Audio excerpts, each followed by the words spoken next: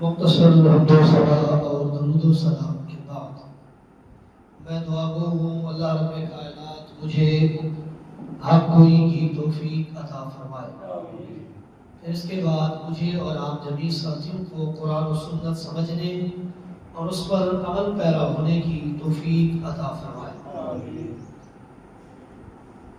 آپ میں سے ہر شخص اس بات سے بخوبی واقف ہے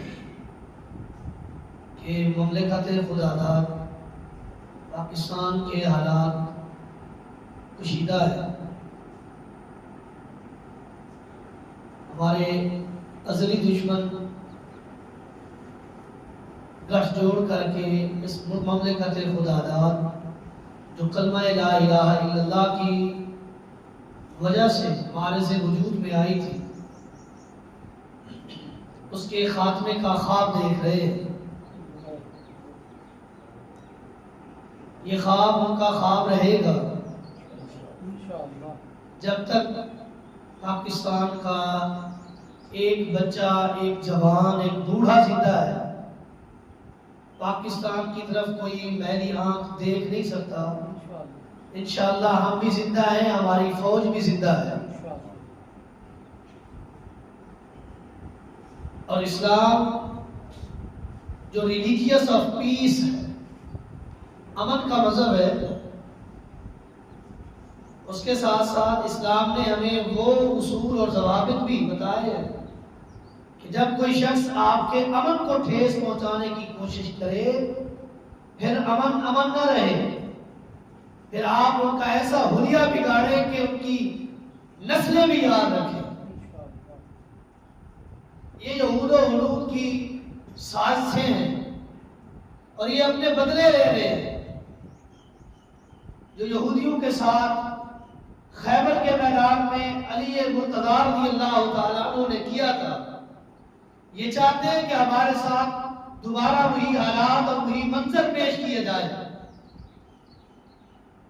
اور ہم اور ہماری عوام اور ہماری آرمی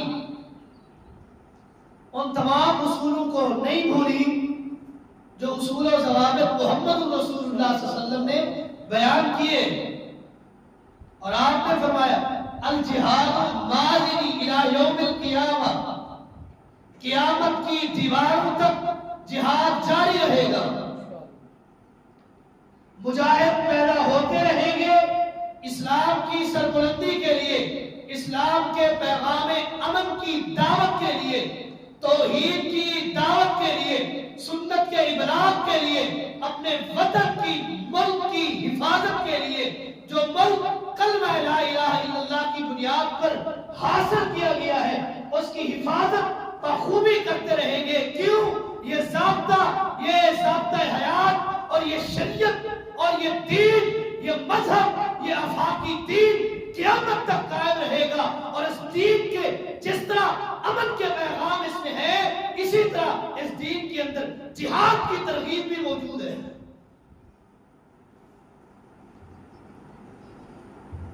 یہ مت بھولیے، اسلام ہم تک پہنچا ہے تو بدولت جہاد پہنچا ہے۔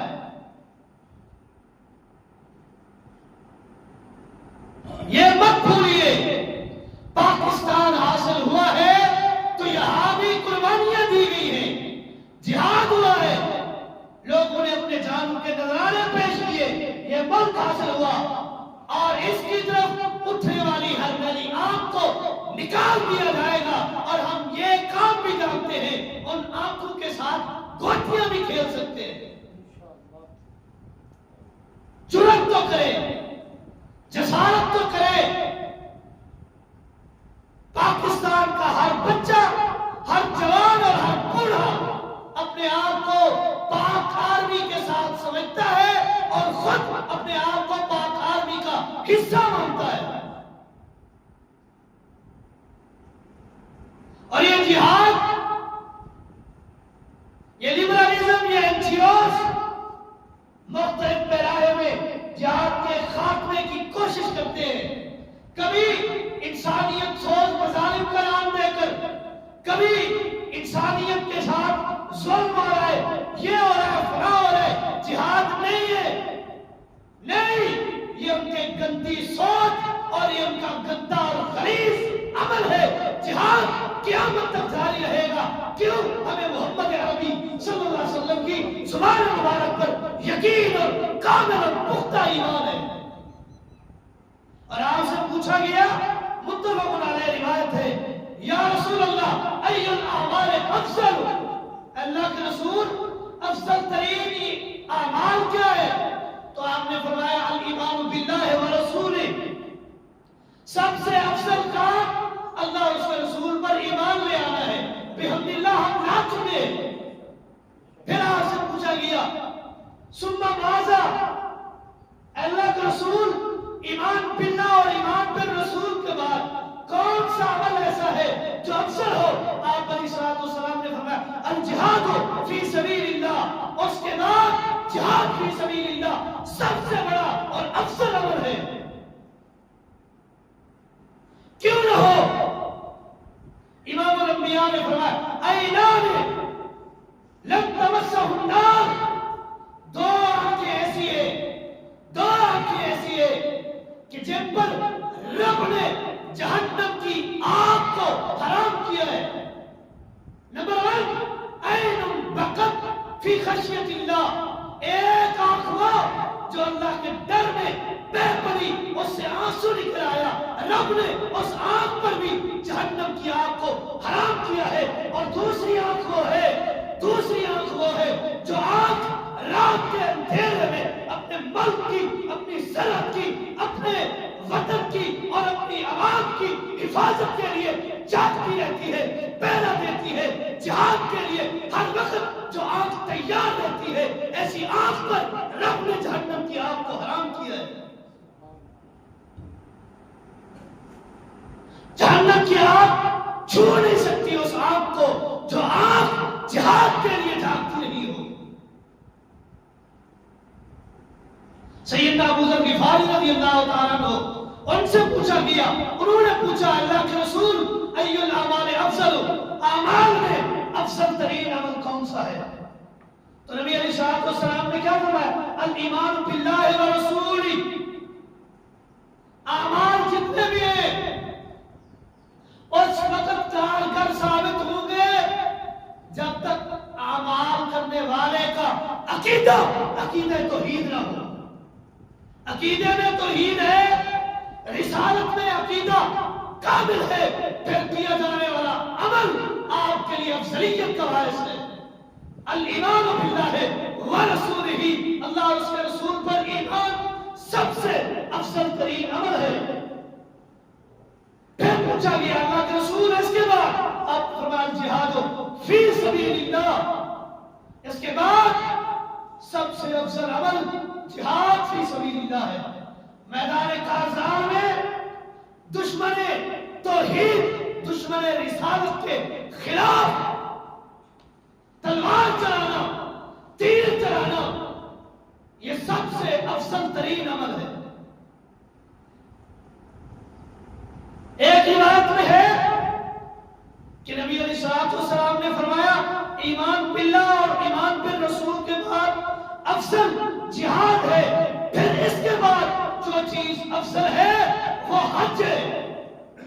حج کے بارے میں امام الانبیاء کا فرمان کہ جو شخص من حج البیت فلم یرفث ولم یفسق رجع کیوم ولدتہ امہ، جس شخص نے حج کیا اور اس حج کے دوران فسق و فجور سے اجتناب کیا، اپنے آپ کو بچائے رکھا، وہ اس طرح بیت اللہ سے حج کر کے لوٹے گا جیسے اس کی ماں نے اسے ابھی جنم دیا ہوگا، گناہوں سے پاک۔ لیکن اس حج سے افضل کوئی عمل ہے تو وہ جہاد فی سبیل اللہ ہے۔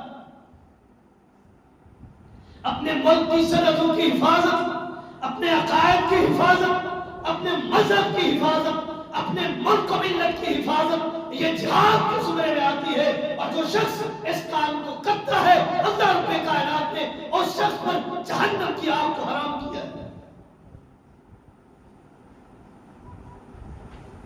یہ خالی پاکستان کی حفاظت نہیں، یہ اس عقیدے کی حفاظت ہے جس عقیدے کی بیس پر پاکستان قائم ہوا تھا۔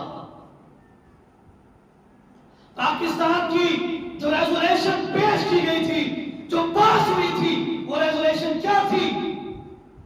ہندوؤں سے ہمارے عقائد، ہمارے نظریات، ہماری آئیڈیالوجی، ہمارا اٹھنا بیٹھنا، ہماری خوشی غمی مختلف ہے. جب ہے مختلف، ہماری ثقافت مختلف، ہمارا مذہب مختلف، ہماری عبادتیں مختلف، ہم ایک نہیں ہو سکتے. ہم نے علیحدہ وطن لینا ہے، اور لینا بھی اس مذہب اور اس مسلک کے لیے ہے، اس دین کے لیے ہے، اس شریعت کے لیے ہے جو شریعت اللہ نے محمد رسول اللہ پر نازل کی ہے. اس ملک کی حفاظت اس دین کی حفاظت ہے جو دین قربانیوں کے بعد ہم تک پہنچا ہے. ہسٹری اٹھا کے دیکھیے، ہسٹری اٹھا کر دیکھیے، اسلام جہاد کے ذریعے پھیلا ہے. فتوحات دیکھیے، امام الانبیاء جناب محمد رسول اللہ صلی اللہ علیہ وسلم کی سیرت طیبہ کا مطالعہ کیا جائے، کہیں بدر ملتی ہے، کہیں حنین، کہیں احد، کہیں خندق، کہیں تبوک، کہیں یرموک، کہیں بنو قینقاع، کہیں بنو نذیر، کہیں بنو خیبر کے یہ ساری غزوات، یہ جنگیں، یہ معرکے ہمیں دلیل دیتے ہیں کہ اسلام جہاد کے ذریعے پھیلا تھا، اور اسلام کی حفاظت بھی، ملک کی حفاظت بھی، ملک کی سرحد کی حفاظت بھی، ملک کے اندر رہنے والے مسالک اور مذاہب کی حفاظت بھی جہاد کے ذریعے ہے. اس سے کنارہ کشی کریں گے، تباہی اور بربادی ہمارا مقدر بنے گی. اعراض نہیں کرنا، منہ نہیں موڑنا. جب وقت آئے ملک و ملت کو تمہاری ضرورت پڑے، جان ہتھیلی پہ رکھ کر ملک کی بھی حفاظت کرے، اپنے مذہب اسلام کی حفاظت کرے.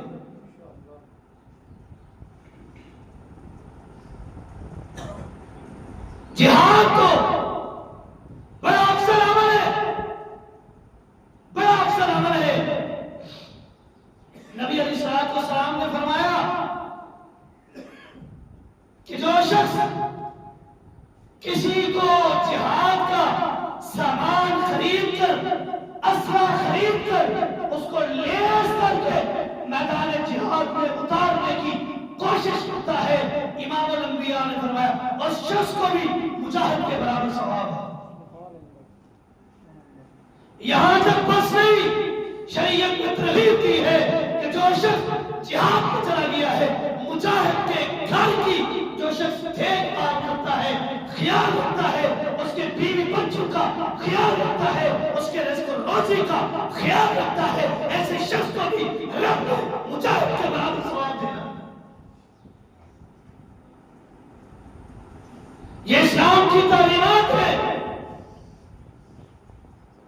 یہ اسلام کے پاکیزہ عنوان اور پاکیزہ قوانین ہیں جو ہمیں جہاد کی طرف راغب کرتے ہیں.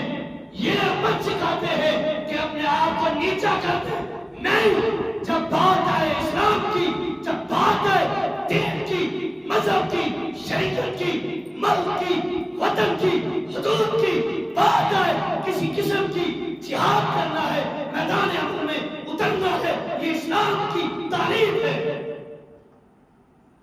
اور جس نے اس تعلیم سے اپنے آپ کو پیچھے ہٹایا، اس نے اسلام کی تعلیمات سے اپنے آپ کو روگردان کیا.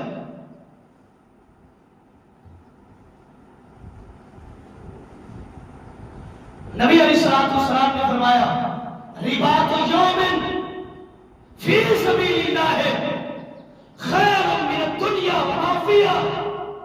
جس شخص نے اپنے ملک و ملت کی سرحد کی حدود کے لیے ایک رات پہرا دیا فی سبیل اللہ، اللہ کو راضی کرنے کے لیے، خیر من الدنیا وما فیہا، اس نے وہ چیز کمائی ہے جو دنیا اور آخرت اور دنیا میں جو کچھ بھی ہے ان سب سے بہتر ہے، ان سب سے بہتر ہے. ایک اور روایت میں امام الانبیاء کا فرمان رباط یوم ولیلۃ خیر من صیام الشہر وقیامہ. جس شخص نے ایک دن اور ایک رات کا پہرا دیا، جہاد کیا، جاگا، ملک و ملت کی حدود کی اور اس کی سرحدوں کی حدود کے کے لیے، اس کی پاسداری کے لیے اپنے آپ کو چوکنا رکھا، ملک کی حفاظت کی، مذہب کی حفاظت کے لیے جاگتا رہا، اپنے آپ کو باطل پر، LOC پر جگاتا رہا. ایک رات اور ایک دن امام الانبیاء نے فرمایا خیر من صیام الشہر و قیامہ، اس شخص نے ایک مہینے کے روزے اور ایک مہینے کی تہجد سے زیادہ ثواب کمایا ہے. اور روزے بھی وہ جو مقبول اور مبرور ہے. ہم نے رمضان المبارک کے روزے رکھے، میرے سمیت کوئی نہیں جانتا میرا کون سا روزہ قابل قبول ہے اور کون سا روزہ میرے رب نے ریجیکٹ کر دیا ہے، کوئی نہیں جانتا. لیکن ایک رات ملک اور ملت اور مذہب کی حدود کی پاسداری کے لیے جاگنا، ایک مہینے کے روزے سے اور ایک مہینے کی تہجد سے افضل ہے. امام الانبیاء نے ایسے کو فرمایا ان ابواب الجنت تحت ظلال السیوف، جنت کے باب، جنت کے دروازے تلواروں کی سائے کے نیچے. یعنی جو شخص مجاہد ہے اس کا ٹھکانہ جنت ہے. جنت ملے گی اس کو جس نے جہاد کیا،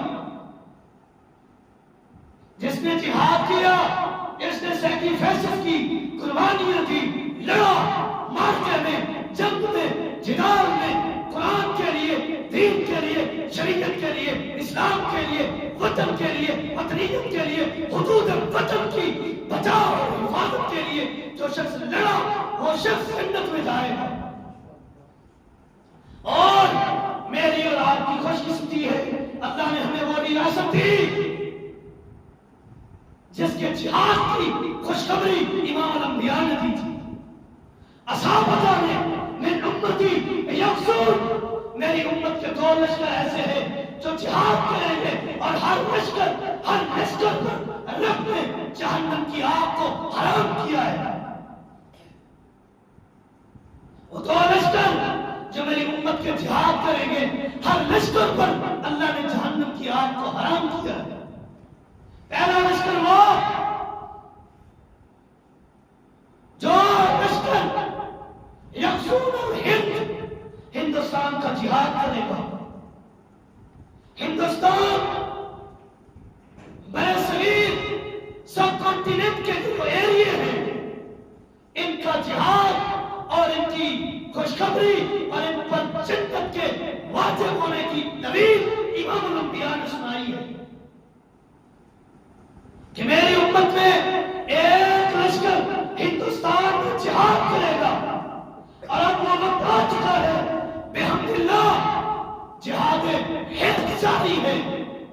جتنا ہو سکے جہاد ہند میں اپنا حصہ بھی آئیے، اپنے آپ کو شامل کیجیے.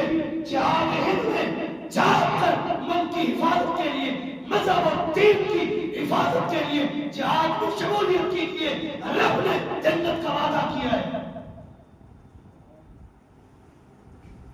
اپنی آرمی کے شانہ بشانہ کھڑے ہوئیے اور اعلان کیجیے we are all the Muslim and we stand our army completely. ہم سب کے سب مسلمان ہیں اور ہمارا تعلق، ہمارا راستہ آرمی ہے جو پاکستان کی پاک آرمی ہے. ہمارا تعلق ان کے ساتھ. اعلان تو کریں.